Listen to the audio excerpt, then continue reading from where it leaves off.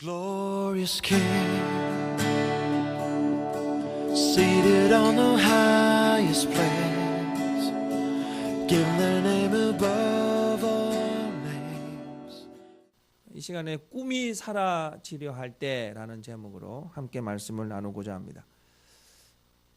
미국의 그 리더십 전문가이신 존 맥스웰 목사님께서 성공하는 사람과 실패하는 사람의 차이가 이렇게 있다라고 표현하고 있습니다.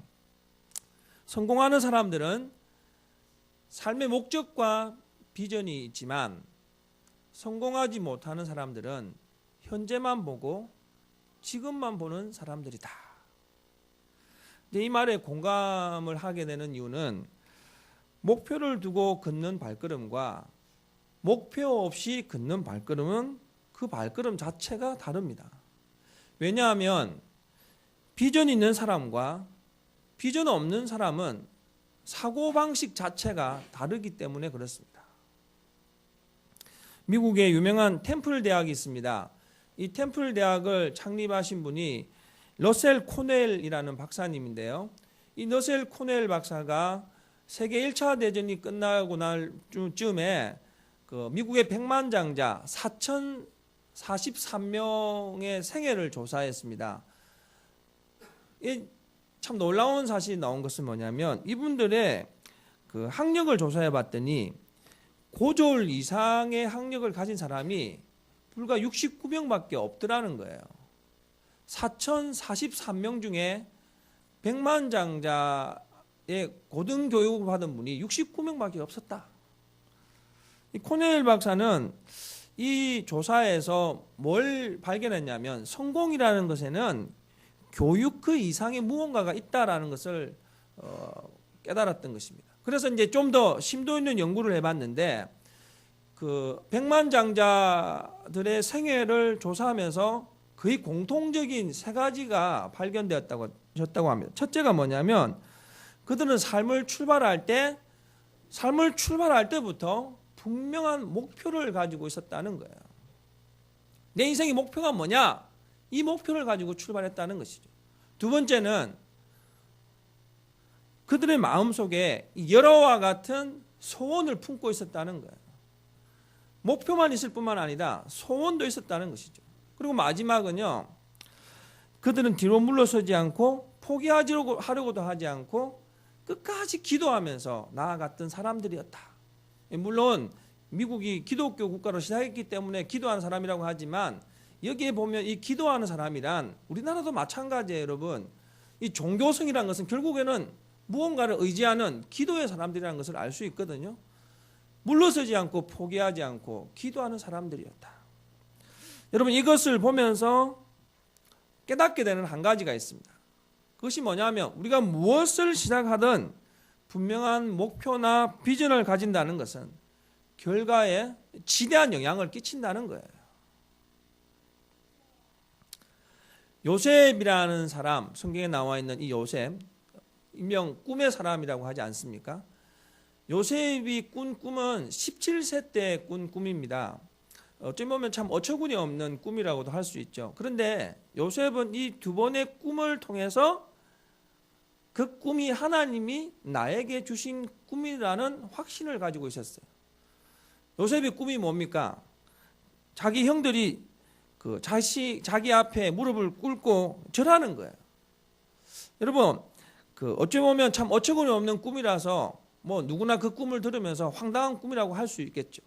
하지만 요셉이 꾼 꿈은 자신의 미래뿐만 아니라 가족의 미래와 나라의 미래와 민족의 미래를 대해준 꿈이었다는 거예요.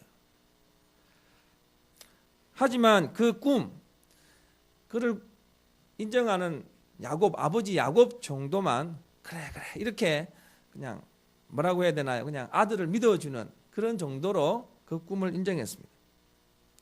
이제 아마도 이런 생각이 들었어요. 요셉이 그 어머니가 라헬인데 그 어머니 라헬이 굉장히 지혜로운 여인이었거든요. 만약에 라헬이 살아 있었더라면 라헬은 이제 요셉의 동생 베냐민을 낳다가 죽지 않습니까? 살아 있었더라면 굉장히 그 요셉의 꿈을 이렇게 인정하고 굉장히 많은 격려를 해 주었을 거예요. 왜냐하면 성경에 보면 요셉이 특별한 은총을 받은 어떤 삶을 살았다라고 고백하고 있지 않습니까? 그것을 보면 요셉이 굉장히 고독한 인생을 어릴 때부터 살았다. 아주 유년기를 홀로 고독한 가운데 살았음을 우리는 알 수 있습니다. 그의 이제 배다른 형들 한번 보십시오. 요셉이 꿈 이야기를 하니까 그 꿈을 인정하기는커녕 조롱하고 더 미워했어요. 어느 누구도 요셉의 꿈을 이해하려고 하거나 격려해 주려고 하지 않았습니다. 여러분, 제가 오늘 이 꿈 이야기를 하면서 여러분과 함께 나누고 싶은 것은 이겁니다. 바로 그런 상황 속에서 내가 꾼 꿈이 사라지려고 하는 그 상황 속에서 우리는 과연 어떻게 그 꿈을 받아들일 것인가? 요셉이 꾼 꿈이 정말 허황된 꿈일 뿐이었습니까? 아니면 꿈이 현실에서 이루어진다라고 확신하며 그 꿈을 포기하지 않았습니까?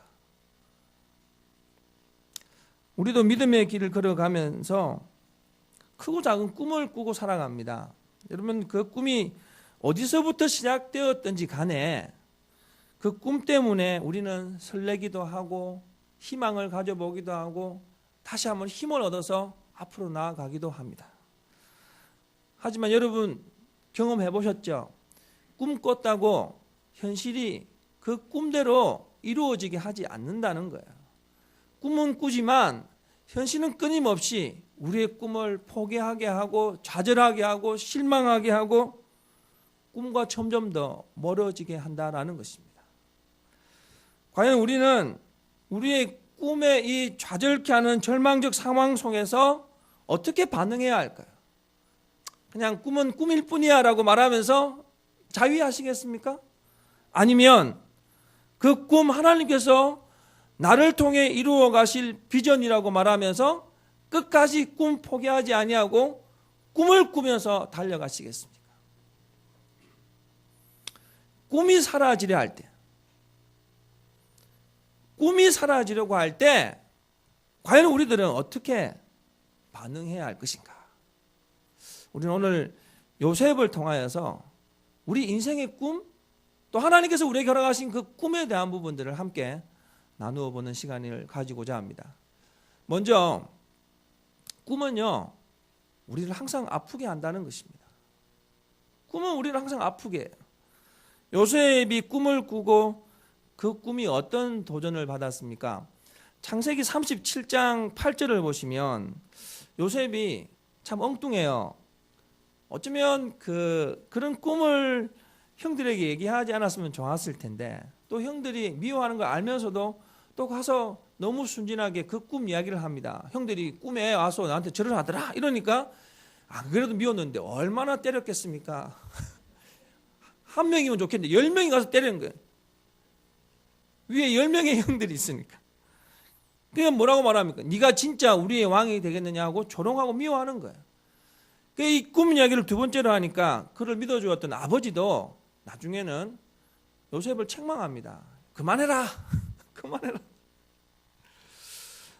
여러분, 제가 이걸 보면서 오늘 본문에 보면 동생이 아무리 배다른 동생이지만 얼마나 미웠으면 죽이려고까지 하고 노예 상인에게 팔아버리기까지 했겠냐는 거예요. 얼마나 미웠으면. 한마디로 말하면 요셉은 꿈 때문에 꼬인 인생이에요. 꿈 때문에 꼬인 인생이에요. 꿈 때문에 보디발의 노예가 되었고 꿈 때문에 성폭력범으로 몰려서 감옥에까지 가게 된 겁니다. 꿈 때문에요. 여러분, 꿈꾼 게 죄입니까? 꿈꾼 게 죄냐고요. 아마도 요셉이 이 꿈 얘기만 하지 않았더라도 이렇게 비참하진 않았을 거예요. 물론 살아가면서 형들에게 조금 미움은 받았겠지만 아버지가 이 요셉을 제일 좋아하지 않았습니까? 그 아버지의 총애를 받으면서 그냥 그렇게 살았을 거예요. 그런데 그 꿈이, 그놈의 꿈 때문에, 그 꿈 이야기한 것 때문에 요셉은 이런 기구한 인생을 살았던 것입니다. 여러분, 이것이 꿈의 도전이에요. 꿈의 도전. 꿈이 좀 그냥 좀 쉽게 이루어졌으면 참 좋을 것 같습니다. 그런데 우리 인생의 꿈은 결코 그냥 고난 없이 쉽게 주어지지 않더라고요. 그래서 결코 꿈은 저절로 이루어지는 법이 없다라는 것이 많은 선진들이 우리에게 들려주는 교훈 아닙니까? 예수님도 이 꿈의 큰 도전 앞에 선 적이 있습니다. 예수님께서 30세 이후에 그 백성들을 위해서 공적 삶을 사시지 않습니까? 이 공적인 삶을 사시기 전에 예수님께서 광야에서 40일 동안 금식 기도를 하십니다. 여러분, 금식 기도가 어떤 자리입니까? 가장 거룩하고 가장 경건한 자리입니다. 그런데 그 자리에 누가 찾아온 줄 아십니까? 종교하신 마귀님이 찾아온 거예요. 거룩하고 경건한 자리에 하나님께서 찾아오시고 성령이 찾아와야 되는데 가장 먼저 찾아온 것이 마귀였습니다. 하나님께서 꿈꾸신 것, 예수님께서 꿈꾸신 것이 무엇입니까? 이 죽어가는 이 많은 영혼들을 구원하시려고 하는 이 큰 인류의 가장 큰 구원 사역을 시작하려고 하는데 마귀가 와서 그것을 막아버리는 거예요. 예수님을 유혹하고 시험하게 하면서 그 크신 하나님의 꿈을 막아버리고 했던 것입니다. 예수님도 꿈을 꾸셨지만 그 도전에 직면해서 그 어려움을 극복하면서 꿈을 이루어 가셨던 것입니다. 사실 우리의 삶의 자리에서 참 많은 크고 작은 꿈을 꾸고 살아갑니다. 여러분, 나의 작은 갈망에서부터 나의 가정, 나의 자녀, 내 인생의 미래, 우리 인생의 미래에 대해서 참 우리는 바라고 꿈꾸면서 그렇게 이루어졌으면 좋겠다라는 갈망으로 살아가는 인생들입니다. 하지만 여러분, 늘 우리가 현실 앞에 부딪히는 것은 내 현실, 내 환경, 내 조건이 계속해서 나의 꿈꾸는 것들을 조롱한다는 거예요. 네가 꾸는 꿈이 밥 먹여주더냐? 네가 꾸는 꿈이 사업 잘 되게 하고 네 인생을 번성하게 하고 돈 많이 벌게 하더냐? 네가 그렇게 열심히 예수 믿으면서 꾸는 그 비전이 네 인생에, 네 미래에 무슨 도움이 되느냐? 끊임없이 마귀는 우리에게 질문합니다. 부정적인 질문으로 우리가 그래, 아무것도 없어, 믿어봐야 소용도 없어 라게끔 하게끔 자꾸 우리를 자극한다는 거예요. 여러분, 하지만 믿음의 길을 걸으면서 우리가 꾸는 꿈이 있다면 그것이 정말 하나님이 기뻐하시는 꿈이라고 한다면 우린 절대로 이 꿈의 도전 앞에서 그 꿈을 포기해서는 안 됩니다. 왜냐하면 하나님께서는요, 꿈꾸는 사람과 함께 하시기 때문입니다. 꿈꾸는 사람은 자신의 기업이나 자신의 가정이나 자신의 미래나 자신의 자녀가 원하고 꿈꾸는 것처럼 되지 않아도 그 큰 도전, 꿈에 대한 도전과 위기 앞에서도 결코 좌절하지 않아요. 왜냐하면 그 꿈은 자신의 욕망을 위해서 꾼 꿈이 아니라 하나님의 비전을 위해서 주신 꿈이라는 거예요. 무엇보다 하나님께서 이 인생의 60억 인구 중에 바로 나에게 맡겨주신 내 인생의 몫이라는 확신을 가지고 있기 때문에 흔들리거나 좌절하지 않는다는 것입니다. 세상에서 가장 무서운 사람이 누구냐라고 하니까 이 소유와 죽음을 초월한 사람들이라고 합니다. 그런데 여러분, 소유와 죽음을 초월한 사람보다 더 무서운 사람이 누군지 아십니까? 비전을 가진 사람입니다. 그도 그럴 것이 생각해 보십시오. 소유와 죽음을 초월했다는 것은 무대포입니다. 죽든지 말든지 머리 밀어붙이는 사람들이죠. 하지만 비전을 가진 사람은 하나님이 지혜를 주시기 때문에 때를 따라 돌아갈 길과 피해야 할 길과 걸어가야 할 길과 정면으로 달려가야 할 길들을 늘 분별하면서 나아가는 그런 놀라운 사람들이 바로 비전의 사람들이라는 것이죠. 100여 년 전에 시카고에서 대화재가 있었습니다. 여러분, 역사 속에서 늘 지금도 회자되는 이 사건이죠. 모두가 비탄에 빠져 있을 때 한 가게에서 이런 글귀가 나붙었습니다. 우리 가게가 이번에 몽땅 불타버렸습니다. 하지만 우리의 비전은 아직 타지 않았습니다. 우리는 내일부터 정상 영업을 할 것입니다. 어쩌면 여러분, 비전은 어려울 때일수록 그 빛이 더 환하게 비치는 것 같습니다. 상황이 어렵다고 해서 비전을 진행시키지 않는다면 그것은 더 이상 비전이 아닙니다. 꿈이 아닙니다. 끼니를 제대로 잊지 못하고 오막살이에 살아도 꿈이 있고 비전이 있다면 우리 인생의 희망의 불씨는 계속해서 타오를 것입니다. 여러분, 하나님께서 여러분에게 먹고 마시고 또 더하게 하시는 삶의 자리는 어디입니까? 하나님께서 여러분에게 어떤 삶의 자리를 허락하셨습니까? 여러분, 그 자리에서 여러분은 지금 어떤 꿈을 꾸고 계십니까? 아니, 저 꿈도 없어요, 목사님. 그냥 대충 살아요. 이렇게 혹시 하시는 분은 없겠죠. 분명 우리는 주어진 삶의 자리에서 크고 작은 꿈을 꾸면서 살아가고 있습니다. 그러나 기억하십시오. 여러분이 꾸는 그 크고 작은 꿈들은 언제나 큰 위기와 도전을 직면할 수밖에 없다는 거예요. 그 꿈이 우리를 끊임없이 아프게 한다는 거예요. 하지만 그럼에도 불구하고 그 도전과 위기 앞에서 우리는 결코 무릎 꿇거나 포기하지 말아야 될 줄로 믿습니다. 왜냐하면 포기하지 아니하고 나아가는 바로 그 사람에게 하나님께서는 은혜 주시고자 작정하시기 때문입니다. 이런 은혜가 여러분에게 경험되어지길 주님의 이름으로 축원드립니다. 그러므로 꿈이 우리를 아무리 아프게 하더라도 세상과 타협하지 마십시오. 하염없이 인생의 내리막길 걷는 순간에 인생이 끝날 것 같았는데 하나님은 참 요상하게도 요셉을 구원하는 한 사람을 만나게 하십니다. 그 사람이 바로 애굽의 보디발 장군입니다. 보디발 장군이 가만히 요셉을 보니까 이놈 참 기특하거든요. 그래서 그 가정에 가정 총무로 맡겼습니다. 이 문제가 생겼습니다. 가정 총무로 잘 살 수 있으면 좋겠는데 꿈은 항상 나를 아프게 하는 거예요.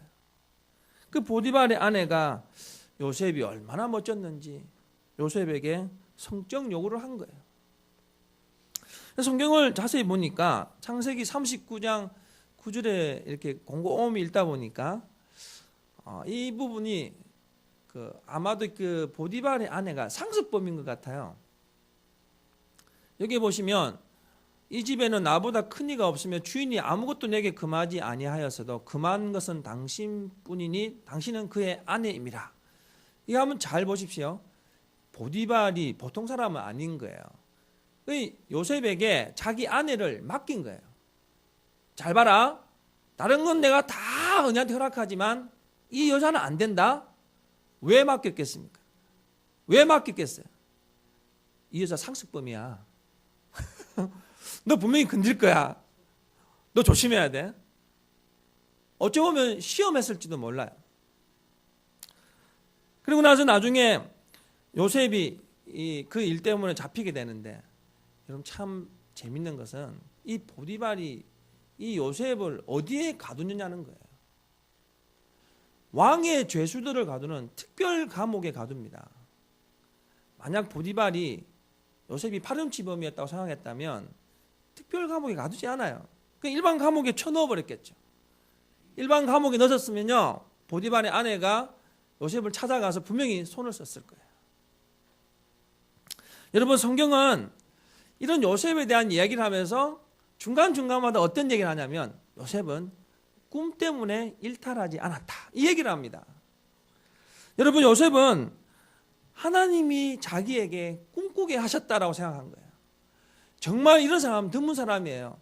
그렇게 어려운 상황 속에도 하나님이 나에게 그때 꿈꾸게 하셨다. 그 꿈이 반드시 언젠가는 이루어질 것이다. 이걸 포기하자는 것을 성경을 보면 뭐냐면 하나님께서 요셉과 함께 하십니다. 왜? 꿈꾸는 사람과 하나님은 함께 하시기 때문에 그렇습니다. 여러분 어려움 중에도 요셉은 꿈을 포기하지 않았습니다. 여러분 어렵다는 이유로 우리가 꾸는 꿈을 세상의 방식과 세상의 논리에 너무 많이 타협합니다. 예전에 TV에서 그 조선시대 명의 허준 일대기를 드라마 한 적이 있었죠. 그 굉장히 오래 한 15, 16년 전에 본 그 한 시인이 생각납니다. 허준이 그 의관이 되고 난 이후에 그 자기 어린 시절, 허준이 서자지 않습니까? 서자로 태어났는데 그 서자로 태어났다는 것에 낙심해서 뭘 했냐면 어주 땅에서 밀무역을 했습니다. 밀무역 아주 나쁜 짓을 막 하고 있는데 이 과거 사실을 아는 한 사람을 만나게 돼요.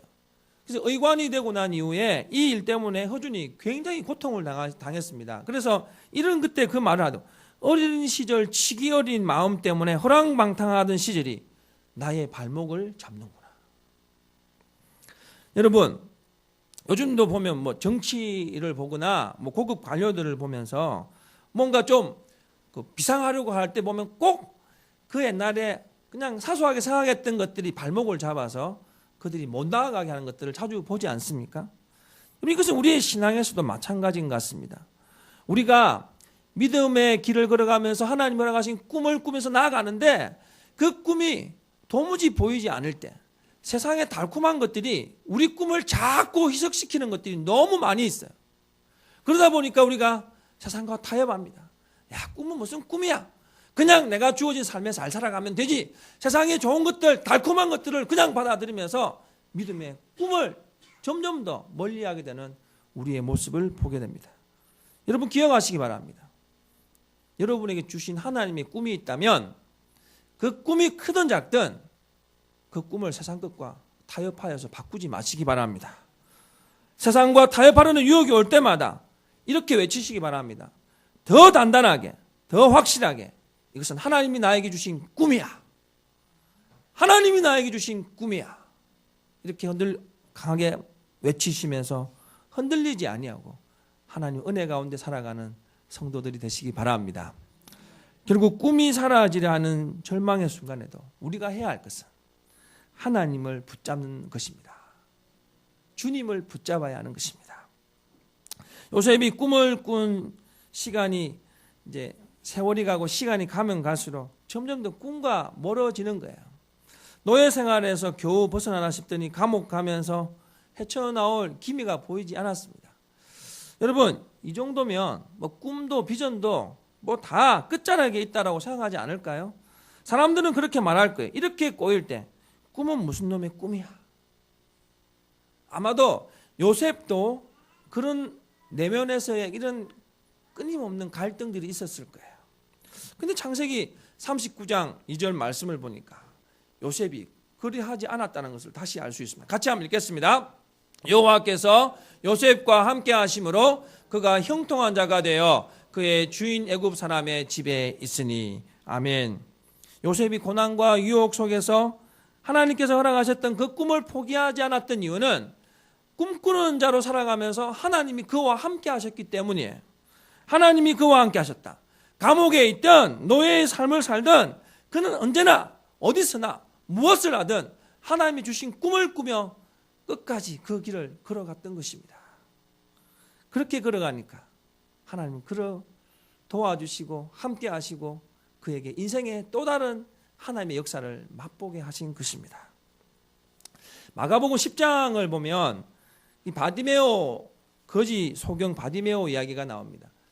이렇게 예수님께서 여리고성을 걸어가시는데 이 바디메오가 예수님이 오신다는 것을 알고 그냥 거기서 외치는 거예요.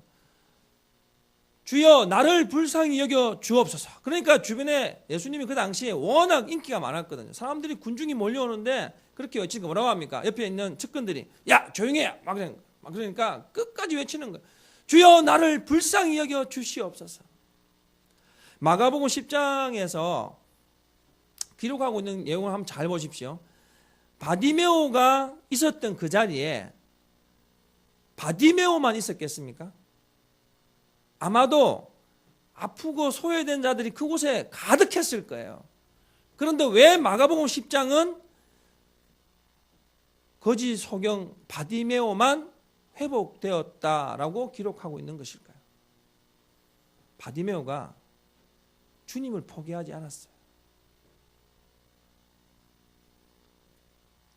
다른 주변의 방해에도 불구하고 주님의 구원을 끝까지 소망했던 것입니다. 여러분, 우리가 아무리 믿음의 사람이라 하더라도 믿음의 사람이라고 해서 절망적 상황 앞에 우리는 서지 않을 거야 라고 말할 수 없는 거예요.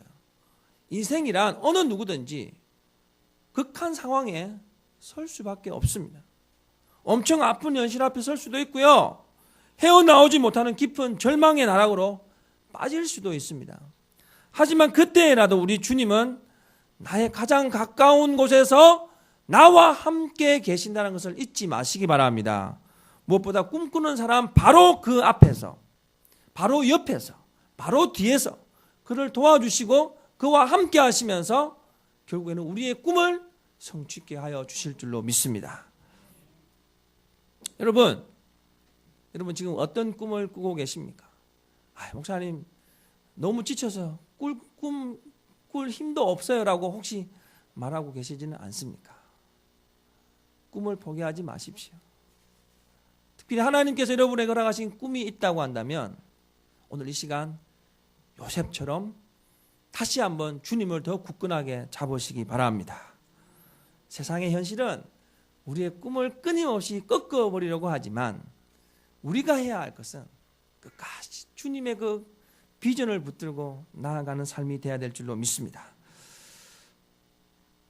어제 재직 세미나를 하면서 교회의 꿈도 꿔봤고 제 개인의 꿈뿐만 아니라 교회의 미래의 꿈도 꾸고 성도들을 향한 그 기업들과 또 많은 것들을 함께 생각하면서 꿈을 꿔봤습니다.